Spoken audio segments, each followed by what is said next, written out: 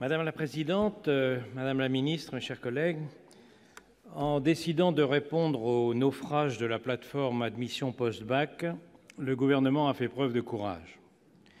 La question de l'enseignement supérieur et des taux d'échec déplorables dans le premier cycle universitaire est un problème de fond. Notre Chambre l'a répété dans plusieurs rapports.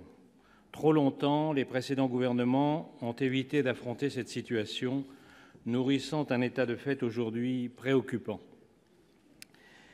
Le taux d'étudiants sortant de l'enseignement supérieur sans diplôme s'établit à près de 20%, un cinquième de la population étudiante. Pendant la campagne présidentielle, le président de la République s'était engagé à faire de cette réforme de l'enseignement supérieur une pierre angulaire de son quinquennat.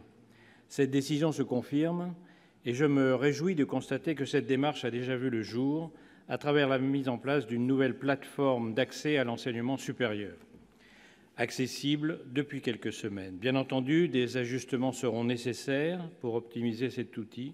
C'est l'objet notamment de ce projet de loi. Pour relever le défi de cette modernisation de l'enseignement supérieur, il propose d'en renouveler les modalités d'accès et de renforcer les articulations entre l'enseignement secondaire et l'enseignement supérieur. L'efficacité de ces passerelles n'est plus à démontrer et la réussite du programme Passerelle CM2 6e doit inspirer nos travaux. L'accès à l'enseignement supérieur ne doit pas être synonyme d'un abandon en rase campagne. Il faut accompagner les jeunes étudiants dans leur nouveau parcours. Parcoursup propose d'ores et déjà de réaliser une fiche à venir, pièce importante de la nouvelle plateforme.